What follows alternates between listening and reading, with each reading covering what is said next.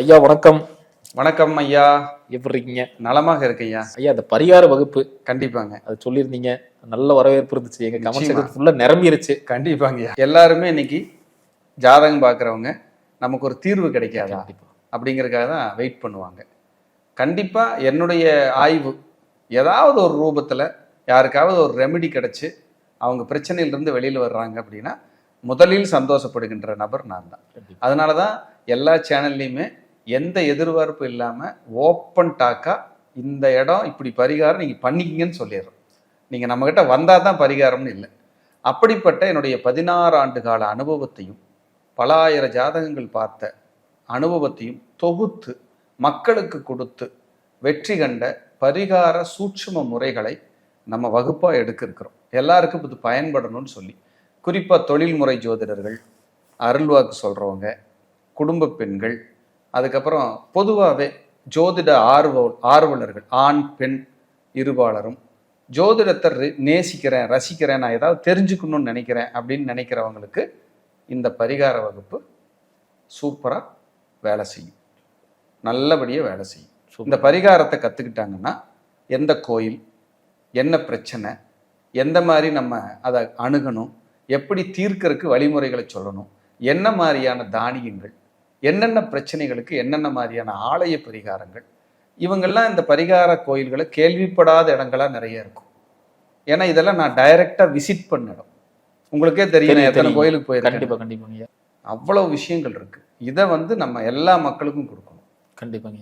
எல்லா கிளைண்ட்டுகளுக்கும் கொடுக்கணும். கொடுத்து அந்த கோவில், ஆலயங்கள், பரிகார முறைகள், தோஷம், சாபம், கோபம், குலதெய்வ சாப கோபம், முன்னோர்கள் சாப கோபம், பெண் சாபம், பிராமண சாபம், கோ சாபம், இடதோஷம், எவ்வளவு இருக்கு பாருங்க. இதுக்கெல்லாம் ஒரு தீர்வு இல்லாம மக்கள் என்ன பண்றதுன்னு தெரியாம இருப்பாங்க.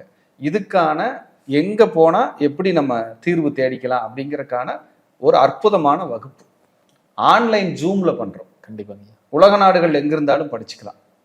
அதே போல 5 நாள் வகுப்பு 29/6/2025 ஞாயிற்றுக்கிழமை மாலை 6 மணிலிருந்து 7:30 வரைக்கும் தொடர்ந்து 5 நாள். தேவைப்பட்ட ஒரு நாள் எக்ஸ்ட்ரா எடுக்கலாம் அப்படிங்கிற ஒரு ஐடியா இருக்குது. உங்களுக்கு இருக்கிற இடத்துல இருந்து எழுத படிக்க தெரிஞ்சிருந்தா போதும். சூப்பர். அழகாக கற்றுக்கிட்டு உங்களுக்கும் உங்கள் குடும்பத்தாருக்கும் இந்த பரிகாரத்தை நீங்கள் பயன்படுத்தி பார்க்கலாம். கண்டிப்பாக எல்லோரையும் நான் இந்த வகுப்பில் சந்திக்கிறதுக்கு ஆர்வமாக இருக்கிறேன். அனைவரையும் அன்போடு அழைக்கின்றோம். கீழ்கண்ட நம்பருக்கு தொடர்பு கொண்டு முன்பதிவு அவங்க செஞ்சு. சூப்பர் சூப்பருங்க. அருமையாக சொன்னீங்க ஐயா. ஐயா இப்போ நம்ம நார்மலாக இப்போ ஒரு ராசி மட்டும்தான் எனக்கு தெரியுங்க, 12 ராசி மட்டும் தெரியும், இந்த பேசிக் அறிவு மட்டும் தான் எனக்கு இருக்குது, இதை கற்றுக்க முடியுமா அப்படின்னு கேட்குறப்ப என்ன சொல்கிறீங்க? கண்டிப்பாக நம்ம அடிப்படை ஜோதிடமும் எடுத்துக்கிட்டு இருக்கிறோம். Super super. கிட்டத்தட்ட 3 பேட்ச் முடிச்சிட்டோம். 4வது பேட்ச் நம்ம எடுக்க இருக்கிறோம்.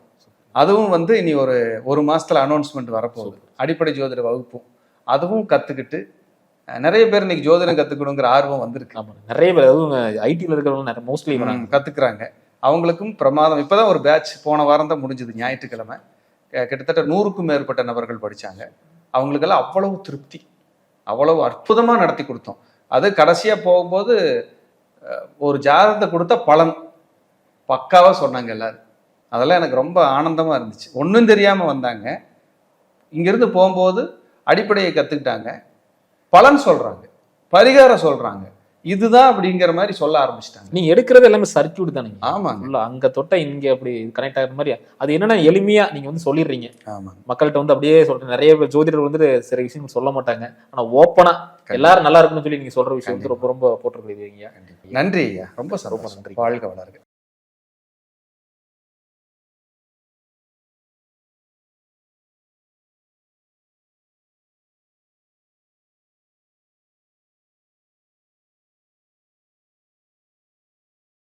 ஐயா வணக்கம் ஐயா.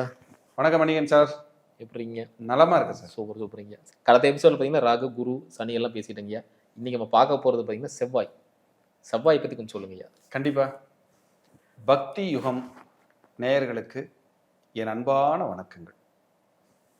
செவ்வாய் தைரியம், வீரியம், வேகம், கோபம், பாசம், தன்மானம், பராக்கிரமம், அதீத சக்தி, பிரம்மாண்டம், கோபம், பயப்படும் அளவிற்கு கோபம், வெட்டு 1 துண்டு 2, பர்ஃபெக்ஷன், கட் அண்ட் ரைட், கரெக்டுனா கரெக்டு, தப்புனா தப்பு, எவனை நம்பியும் நான் இல்லை, நான் இப்படித்தான் இருப்பேன், இஷ்டம் இருந்தா வா, இல்லைன்னா போயிட்டே இரு, இதுதான் நான். இதுதான் நான். எப்படி செவ்வாயோட குணங்கள் பாருங்க.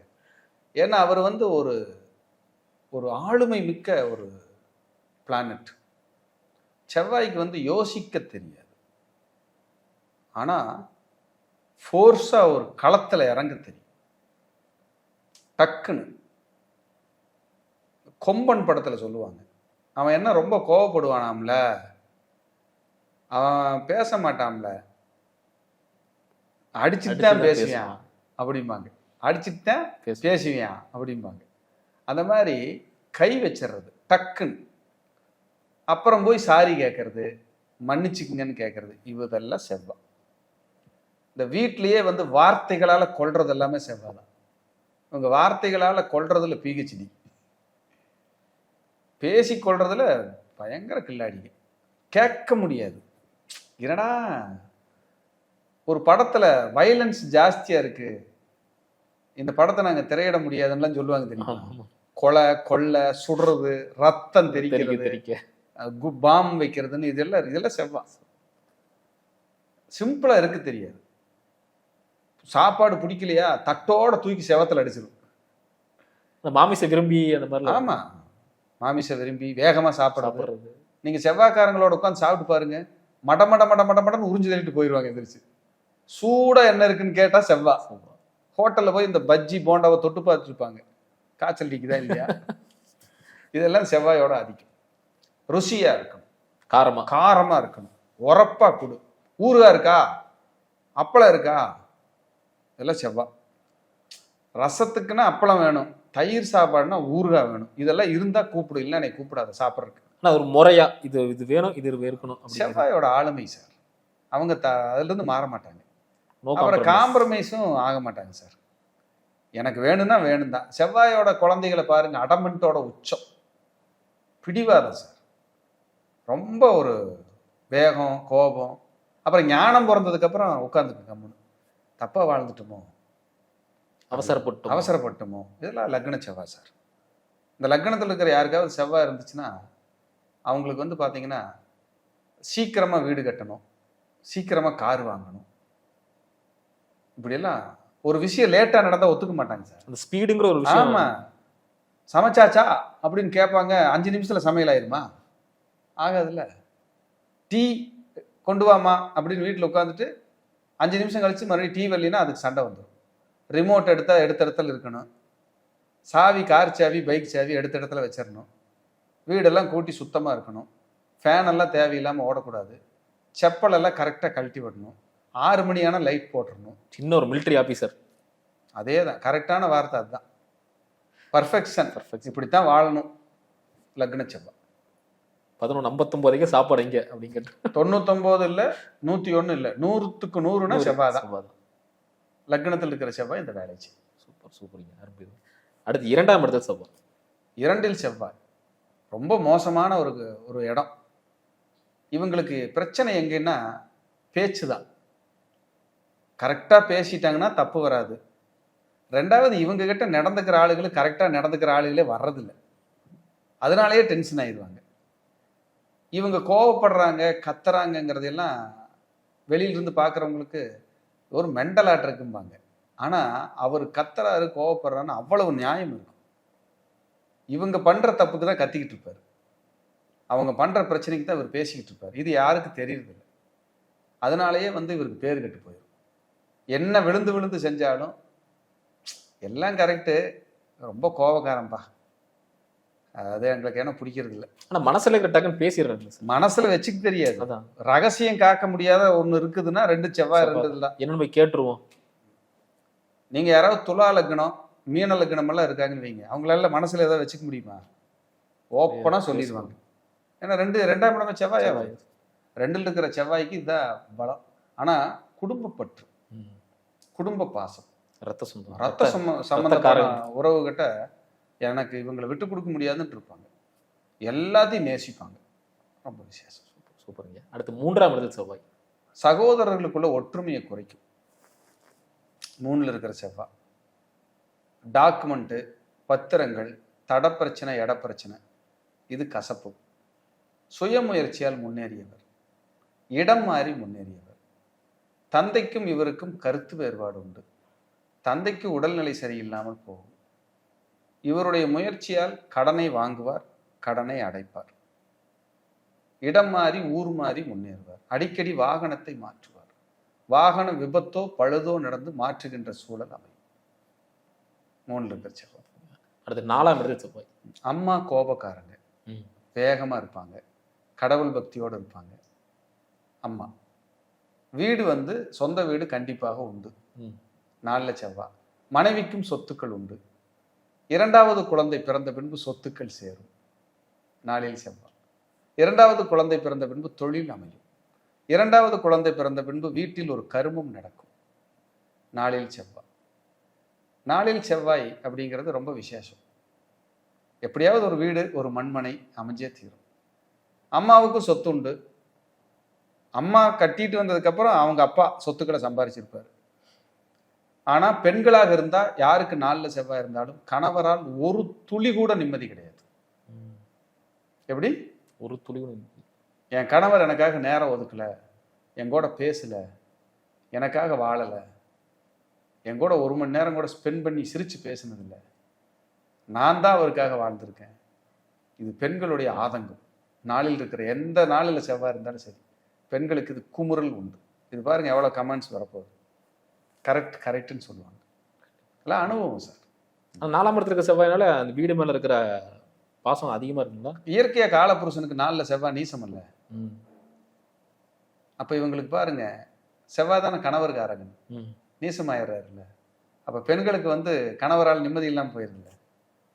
வீடு மண்மனையினாலேயும் ஒரு விஷயம் நடக்கும், நல்லதுதான் நடக்கும். எப்படி ஒரு சொத்து உண்டு, ஒரு சின்ன லெவல்லையாவது ஒரு வீடு கட்டி வாழ்ந்துட்டு இருப்பாங்க. இவங்களுக்கு கார் இருக்குல்ல, திருப்தியே இருக்காது. விபத்து, பழுது, சிக்னல்ல போய் நின்றது, இதெல்லாம் 4ல் இருக்கு செவ்வாய். சிறப்பு. அடுத்து 5ஆம் இடத்தில் செவ்வாய். இவங்களுக்கு பூர்வீக சொத்துக்களால் வில்லங்கம்.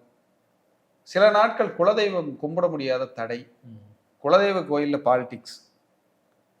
குழந்தை பிறந்த பின்பு இவங்களுக்கு ஒரு பிரச்சனை, நெருக்கடி, அவச்சொல், அசிங்கம், அவமானம் குடும்பத்துக்கு வர்றது குழந்தை பிறந்ததுக்கு அப்புறம். 5ல் செவ்வாய் இருந்தால் பெரிய பதவி, அரசாங்க அரசியல் தொடர்பு. அப்போ 5ஆம் இடத்தில் செவ்வாய் பெரிய பதவி, பிரம்மாண்டமான விஷயங்களை எல்லாம் அவர் கொடுப்பார். 5ஆம் இடத்துல செவ்வாய் இருந்தால் நேராக 8ஆம் இடத்தை பார்ப்பார். இப்போ இவங்களுக்கு புத்திர தாமதம், புத்திரர்கள் லேட் ஆகிறது, புத்திர சோகம், குலதெய்வத்தில் தொந்தரவுகள், இதெல்லாம் இருக்கும். ஆனால் இது பணபரஸ்தானம் மாதிரி வேலை செய்யும். பொருளாதாரத்திற்கு சிறப்பாகவும் இருக்கும். ஏன்னா 5, 8, 11, 1 தொடர்பு. அப்போ இந்த ஜாதகர் பார்த்தீங்கன்னா எப்பவுமே ஒரு ஆராய்ச்சி மனப்பான்மையுடையவர்.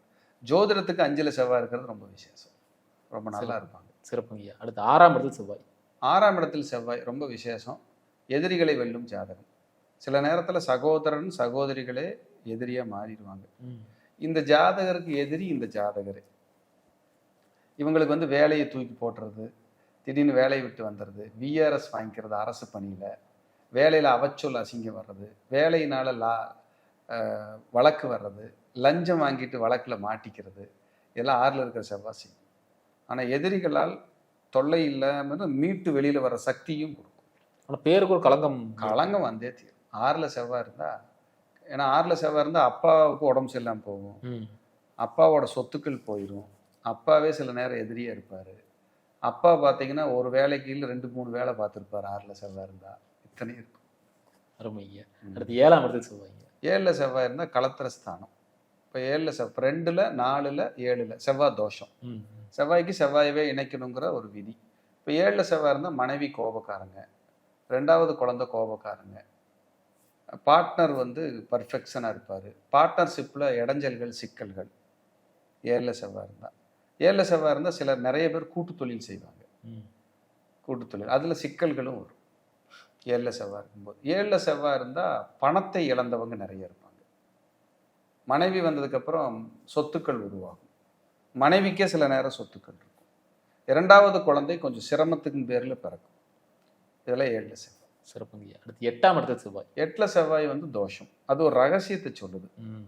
8ல செவ்வாய் அது ரகசியம். ஒரு ரகசிய தந்தை வழியிலையோ தாய் வழியிலையோ 2 கல்யாணம் முடிச்சவங்க, ஒரு ரகசிய வாழ்க்கை வாழ்ந்தவங்க, சொல்லப்படாத கதை.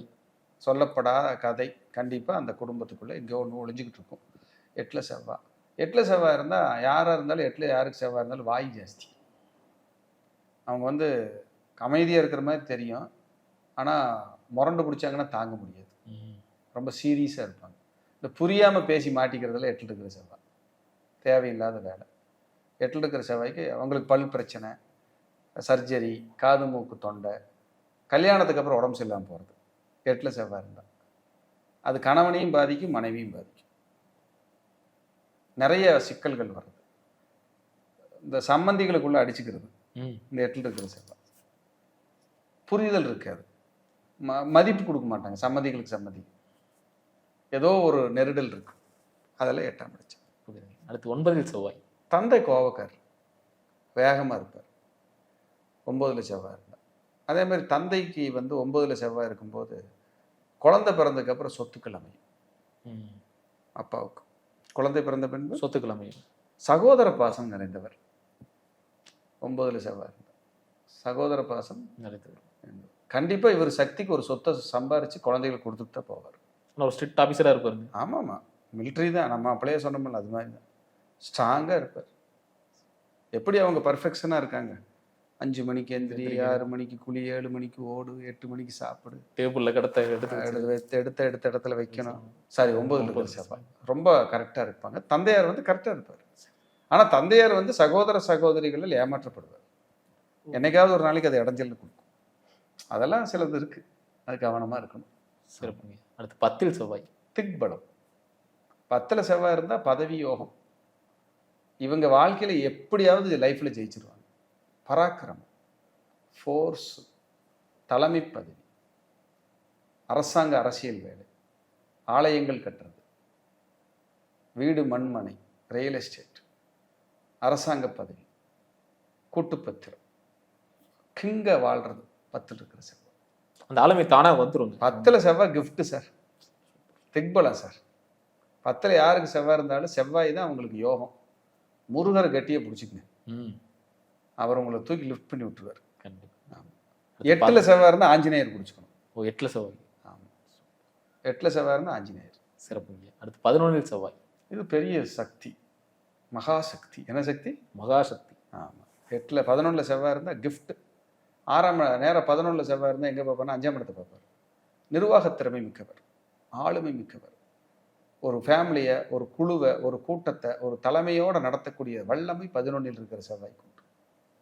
நல்ல நண்பர்கள், அதிகாரமிக்க நண்பர்கள், பதவியில் உள்ள நண்பர்கள் கிடைப்பாங்க. இவர் ஒரு ஃபோன் காலில் எல்லா விஷயத்தையும் சாதிச்சிருவார், அவ்வளோதான் மேட்ரு. 11ல் இருக்கிற செவ்வாய்.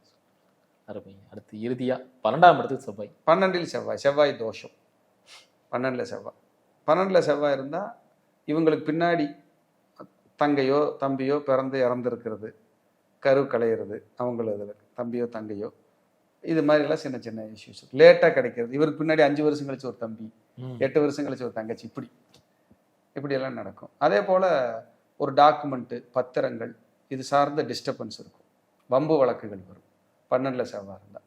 12ல் செவ்வாய் இருந்தால் நேராக 6ஆம் இடத்தை பார்ப்பார். இரவு நேர வேலை, வெளிநாட்டு வேலை.